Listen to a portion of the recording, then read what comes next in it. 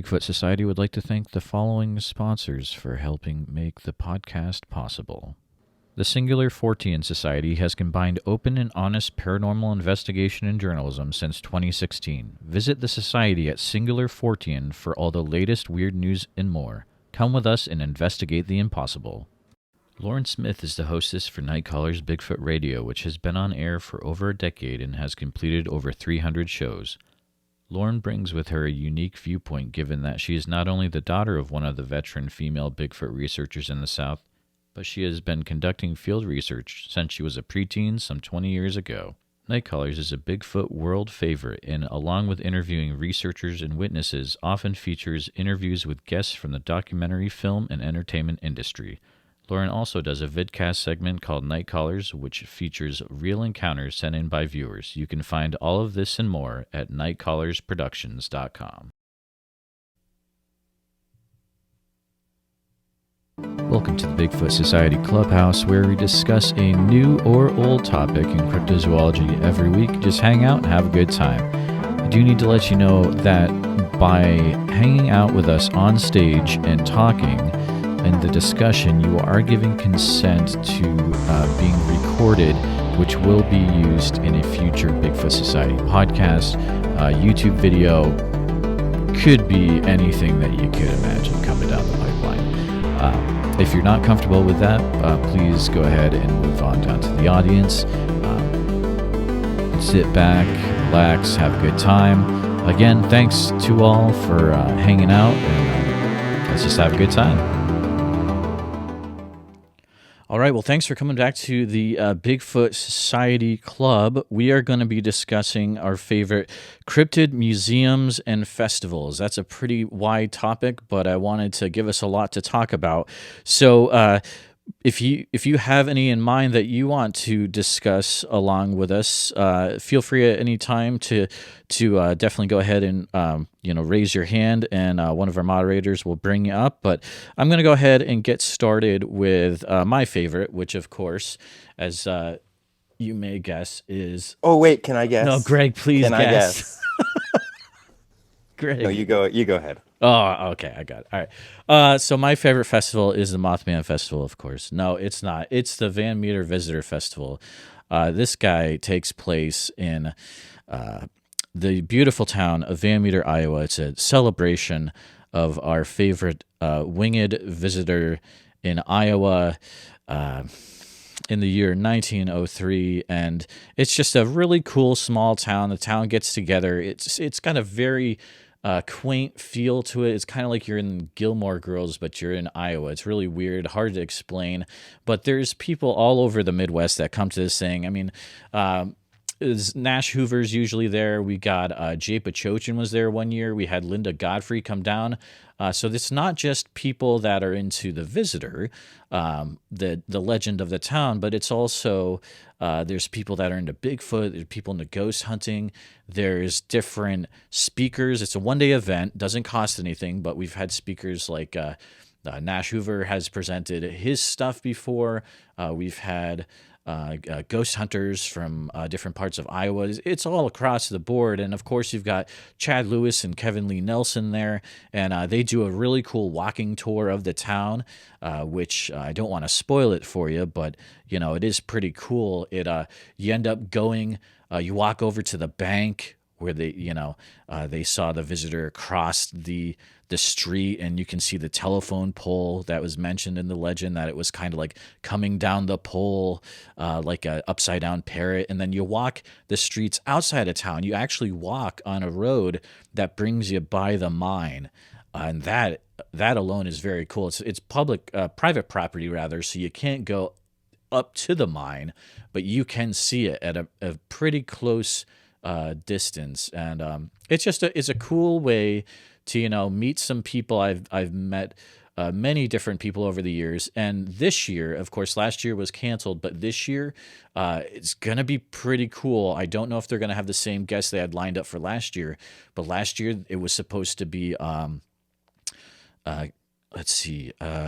David Weatherly, great cryptid author, and Mr. Gearhart, who is also a great author as well.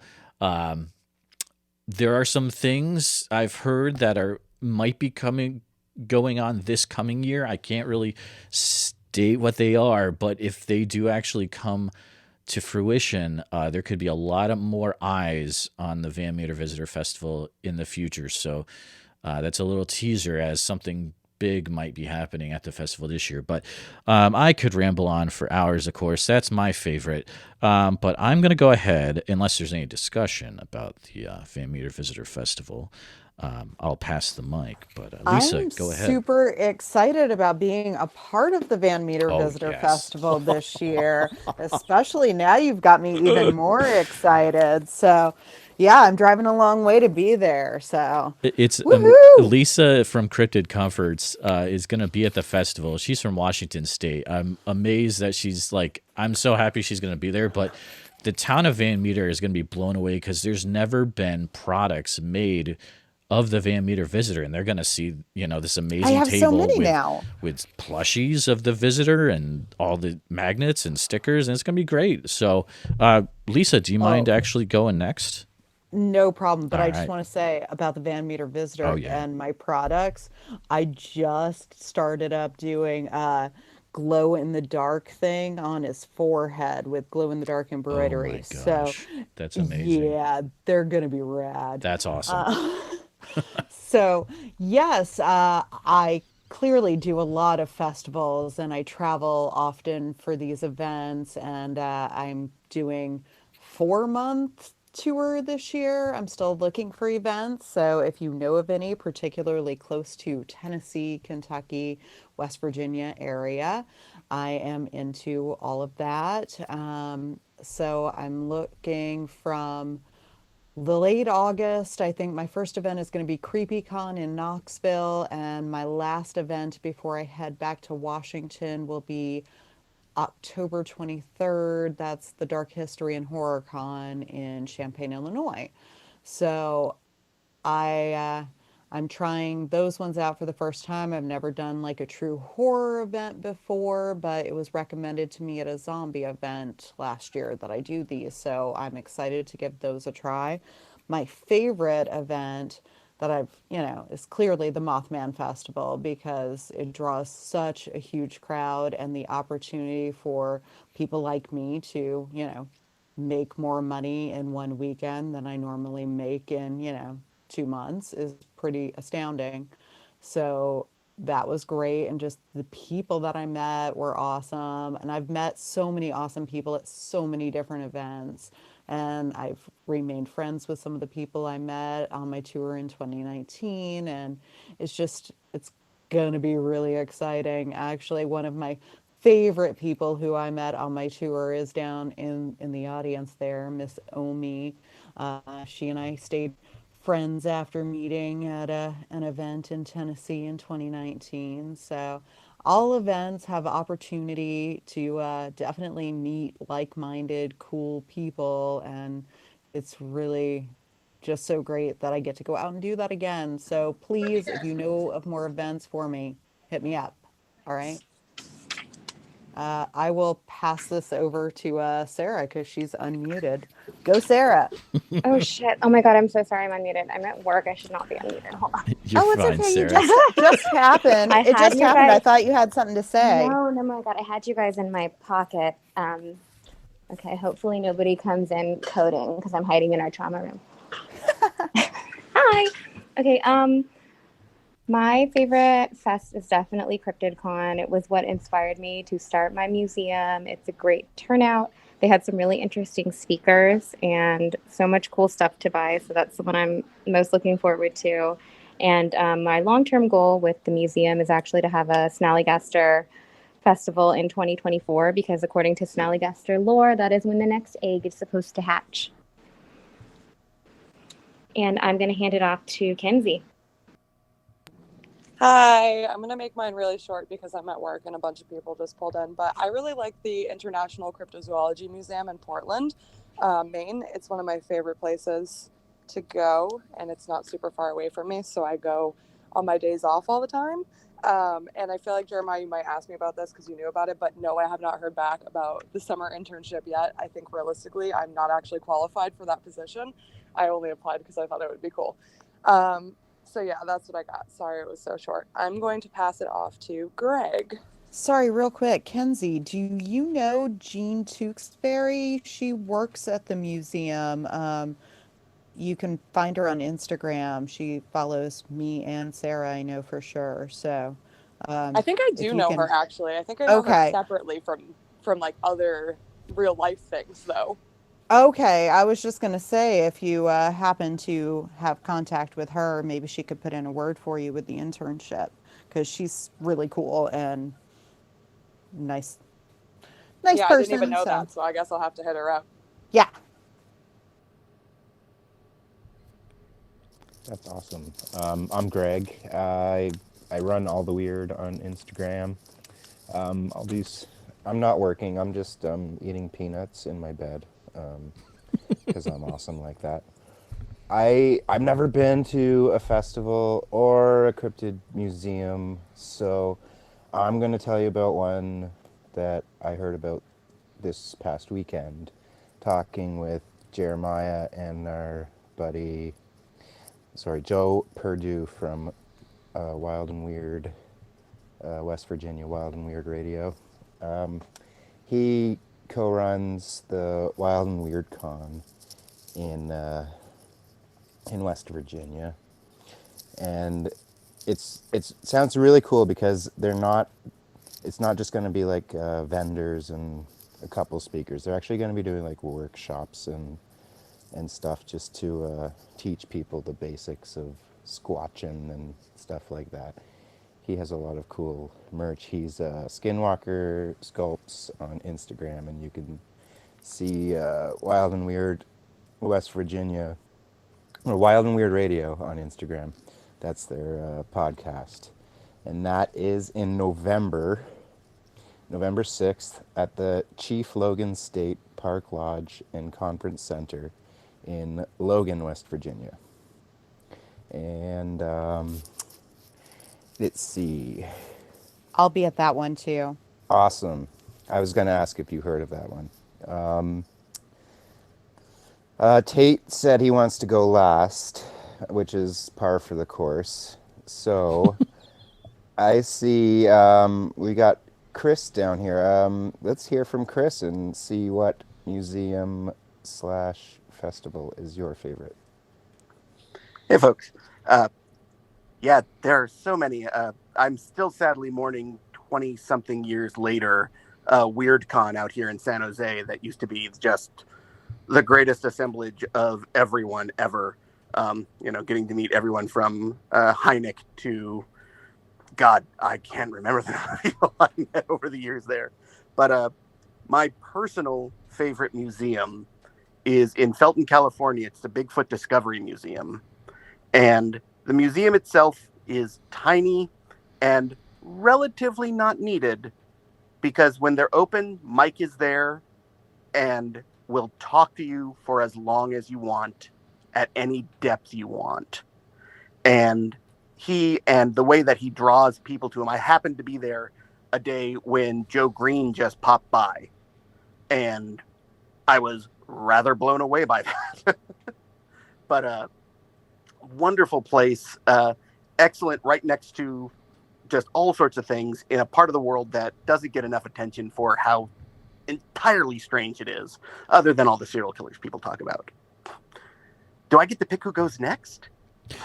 Chris, I want to say it's a pleasure to meet you. I haven't had the opportunity to meet you yet, but I'm glad you're up on stage. And the Bigfoot Discovery Museum is amazing. There's actually a GoFundMe, I believe, or something equivalent to raise money for that museum. So definitely check that out. I'll have the link to that in the show notes for the podcast. And if you can help support that place, keep it going, we need to do that. So thanks, Chris. Yeah, go ahead and choose someone else.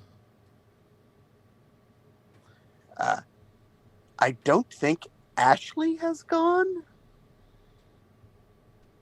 Yeah, I can go. I'm excited because everybody's really danced around the topic. But I am going to talk about obviously the Mothman Museum and the Mothman Festival.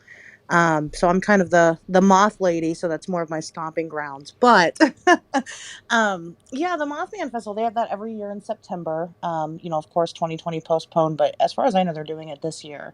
It's a big event. A lot of people come from all over, not just the state, but kind of all over the country to attend. And they do have a panel of speakers, usually pretty decent ones. They have an old theater there. It's called the State Theater, and they open it up for the panelists. So it's a lot of fun. But the town itself, I mean, even if you don't go to the Mothman Festival, I highly suggest anybody and everybody go to Point Pleasant, West Virginia, and go to the museum. It's not large. I think a lot of these museums aren't very big, but if you're taking the time out and you're reading all of the material that they have available, it's definitely interesting. And of course, they've got the famous, the Mothman statue right outside the building there. You can go across the street and grab little Mothman treats and coffee. There's also a pizza place there that sells a Mothman pizza. So, I mean, a lot of fun little gimmicks. And then if you're feeling extra ballsy, you can go over to the McClintock Wildlife Management area where you can tour the TNT bunkers and where a lot of the Mothman sightings took place. And you're definitely free to kind of walk around and do your own investigation as long as you're not dwelling on a private property. But I like it a lot. I really like. I like West Virginia. I don't know. There's something about it in the air that I really enjoy. And Point Pleasant is definitely one of those towns. And they're not. When I first started going out there, because I'm making a Mothman documentary, I was really nervous that everybody was going to feel kind of, put on the spot and, just not, didn't like me very much because, their story's been done to death. But no, everybody's actually really pleasant and more than happy to tell you their story. So, yeah, definitely check it out. Wow, thanks, Ashley. The Mothman Festival, like, that's the MVP, right? I'm going to do a quick room reset since we're about 15 minutes in. Again, if you're listening to this down the audience, thanks for listening. We are talking about our favorite cryptid museum or festival. If you have one that you would like to share or put in a few extra notes about one we've already talked about, go ahead, raise your hand. You're welcome to come up and chat with us. Again, this is being recorded for the Bigfoot Society podcast, but I just wanted to put that in there. But Ashley, who would you like to choose? You've got Aleks, Mike, and Tate are left, I think. I'm gonna go with Aleks. Can I interrupt real quick? I'm sorry. I just realized that I misspoke when I was doing my spiel earlier, and I said that my last show was in October. It's not. It's not until late November, Cryptid Con. So sorry. I just wanted to correct that. I am clearly sleep deprived. I will stop interrupting. No sweat. Cool. Thanks, guys. Yeah, awesome to see everyone in the room here. Welcome to the new folks. Please feel free to tune in. We're going to be doing some cool stuff coming up here. This is a really tough one.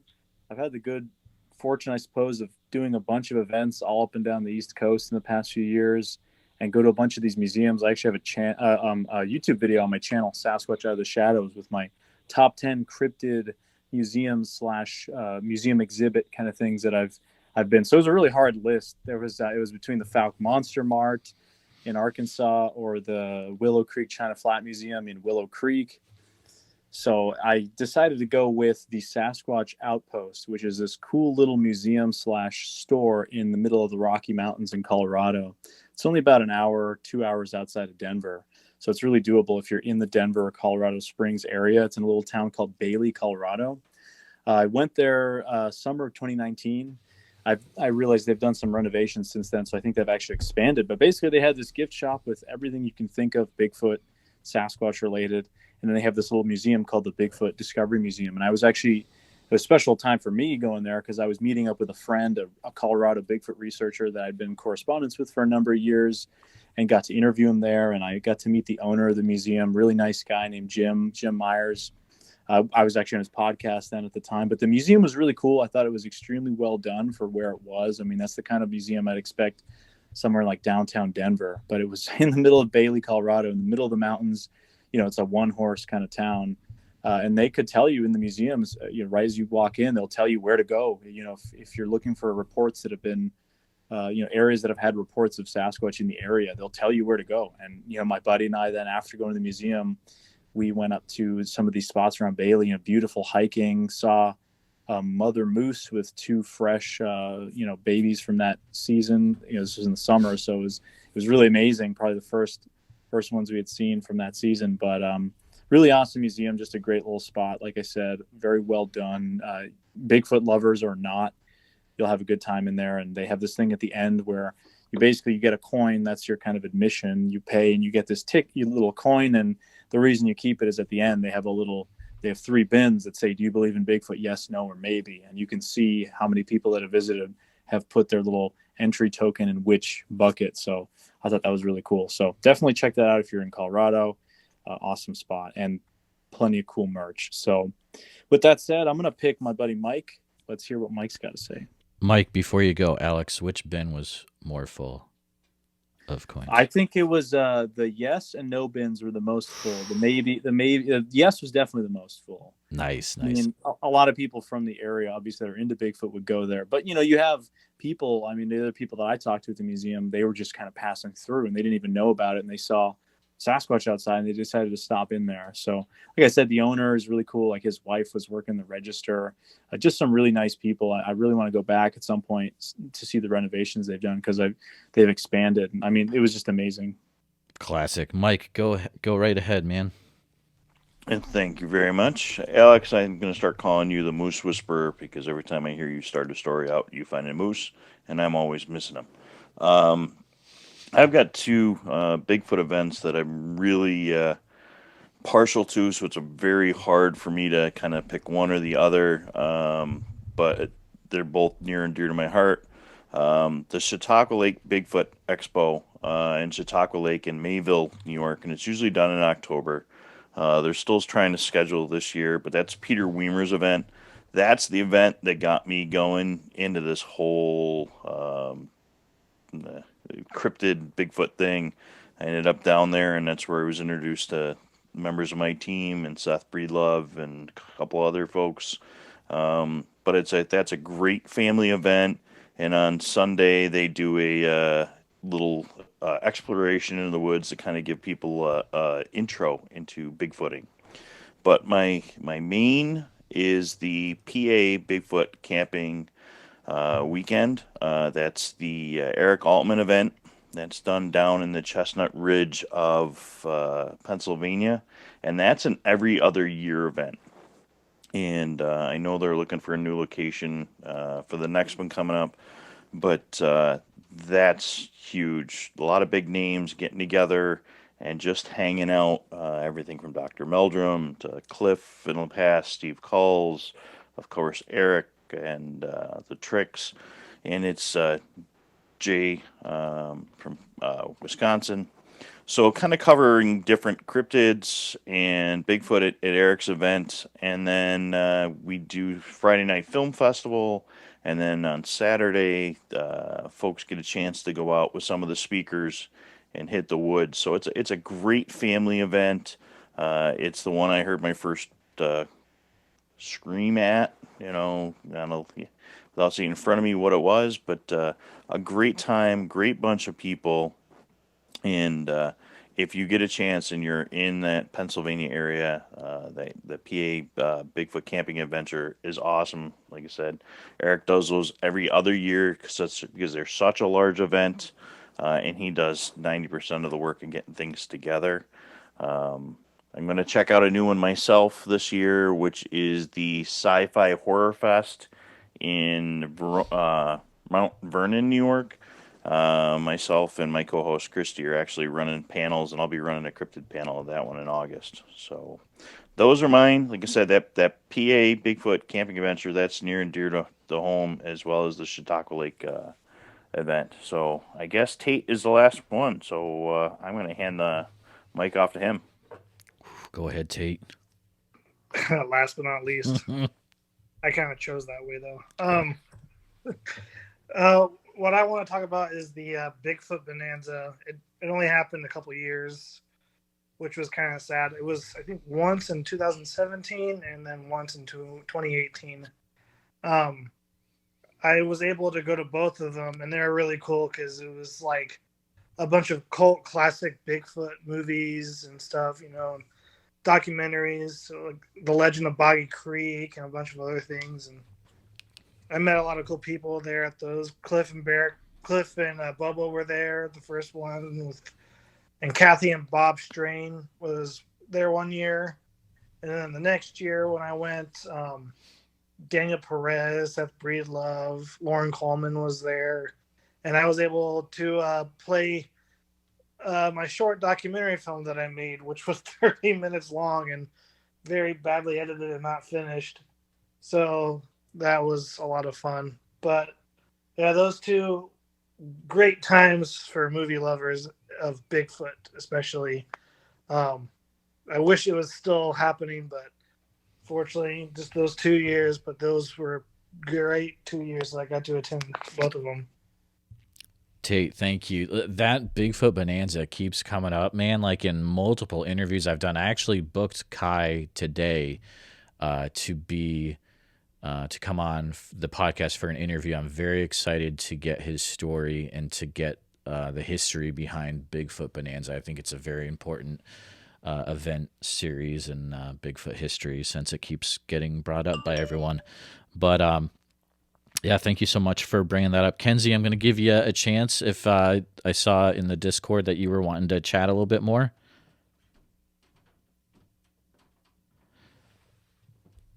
And if she's not available because she's at work, that is no sweat either. Oh, no. She said next week she'll be able to talk a little more. Oh, I'm sorry. I didn't see that. My bad. Thank you, Greg. I was wanted to bring up another thing.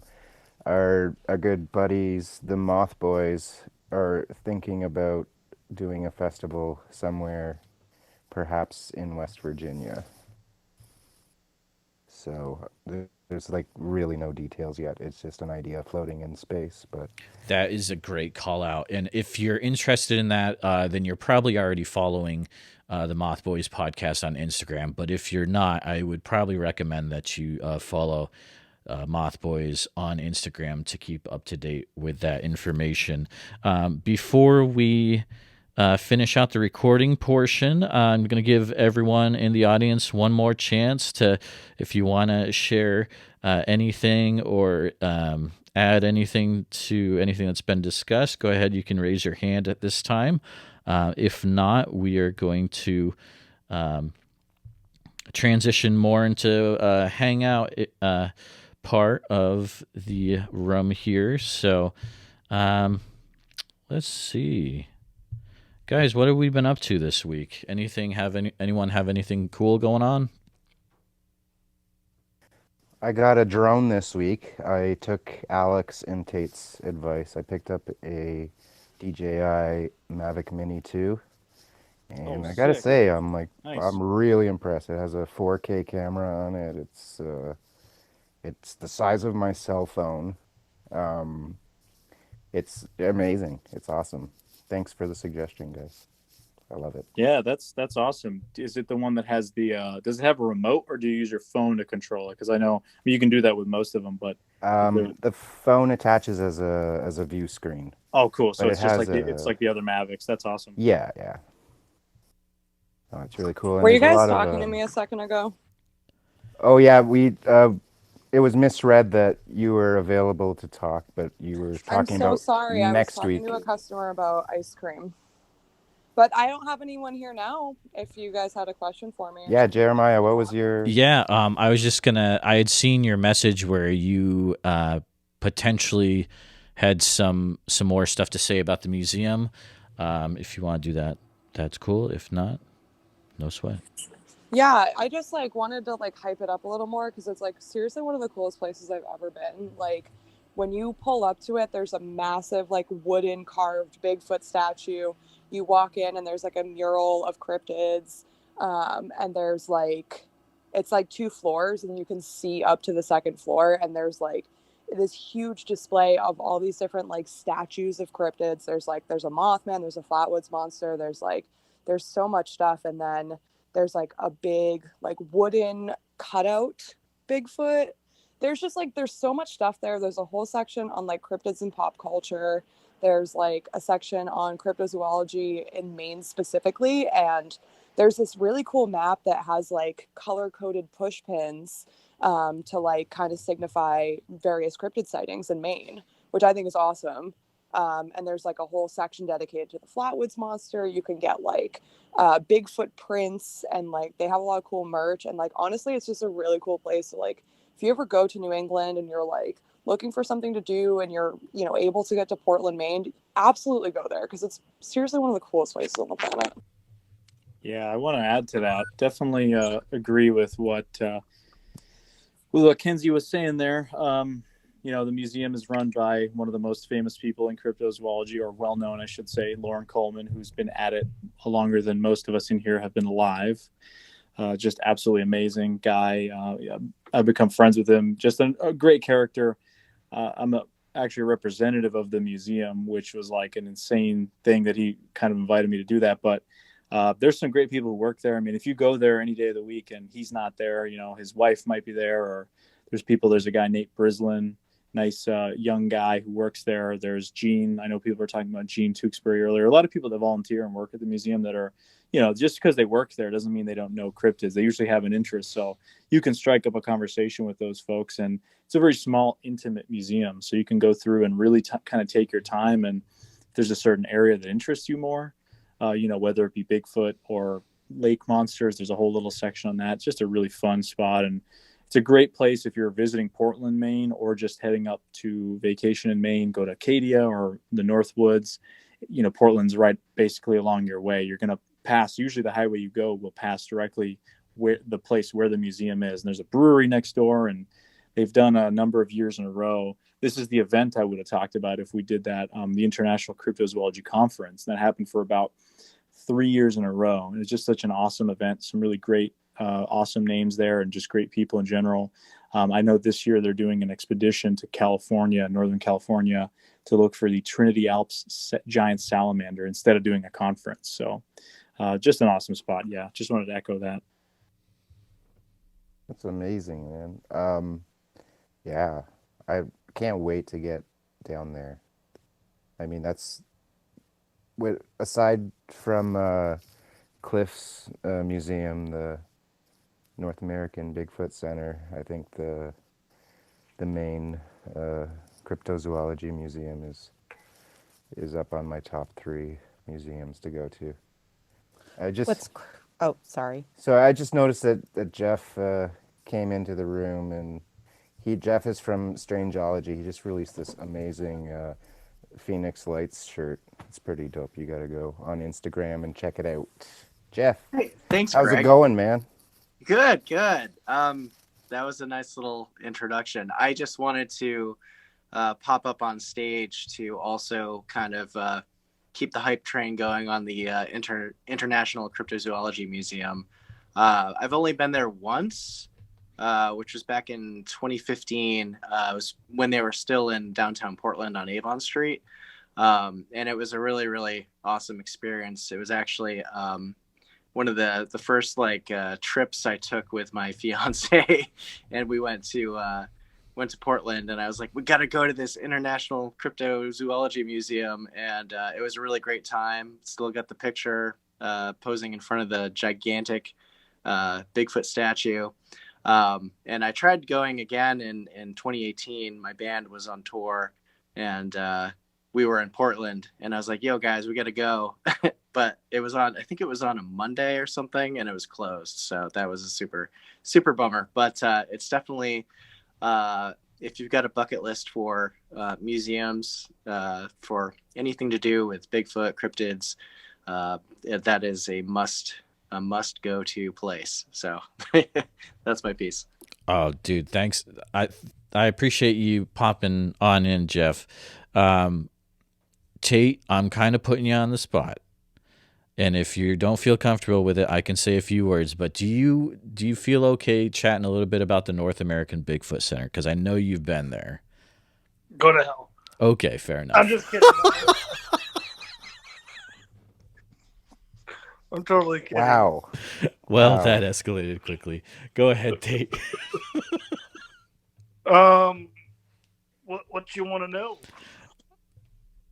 Is there anything cool that you can see there that might not be available to see anywhere else that you may have helped film? No, that's all lame there. But are the bathrooms nice? Oh my The goodness. bathroom is probably the coolest part about the museum. It's not the giant life-size Bigfoots or my once-in-a-lifetime interview that can only be seen at Cliffs Museum in Bourne, Oregon. And that's with Bob Gimlin. Bob Gimlin, yeah. Yeah. The bathrooms are probably the nicest part. But no, I got an interview with Bob Gimlin at the film site in front of the big tree. And to my knowledge, and to even Daniel Perez's knowledge, there's no other interview with Bob Gimlin at the film site like that. I mean, like Finding Bigfoot has been there with him, but you don't really know it's the site. So I purposely had Bob stand in front of the big tree that can be seen in the original film, and I got like a 6-minute interview with him at the film site, talking about the film that day and what happened after. So that was super cool. There's only a minute and 30 seconds of it on YouTube and in my film that I did, but the full 6-minute interview can only be seen at the North American Bigfoot Center in the Patterson-Gimlin or the Bluff Creek film area of the museum, which is pretty cool. Yeah, it's kind of crazy that I haven't actually been there yet since I live so close. I was going to take my students there on a field trip the first year it opened, but then they ended up opening late and I wasn't able to, and I no longer have done that class. So I will hopefully get there when I'm in Portland for 3 weeks this summer. Yeah, I'm going to be there in July sometime. Oh, I might be too. I know I'll be there for at least a few weeks in the end of June and probably the beginning of July. I think I'm going to be in Bluff Creek on July 9th through the 12th, and then maybe even longer. Then I might be heading up to Portland, and then I'm going to try and go to Yakima and see Bob Gimlin on my way out. Where he lives is only 3 hours away from Portland. I'm only about an hour and a half from Yakima in Waitsburg, Washington, near Walla Walla. That's not too bad. Yeah, if you happen through the area, need a place to stay, hit me up. Definitely. Just wanted to say a quick shout out. Daniel, I see you down in the audience. Thanks for hanging out with us. Daniel's part of the Bigfoot Society Patreon and a really cool dude. He's got some cool stuff on eBay. Caveman Resale. Check it out.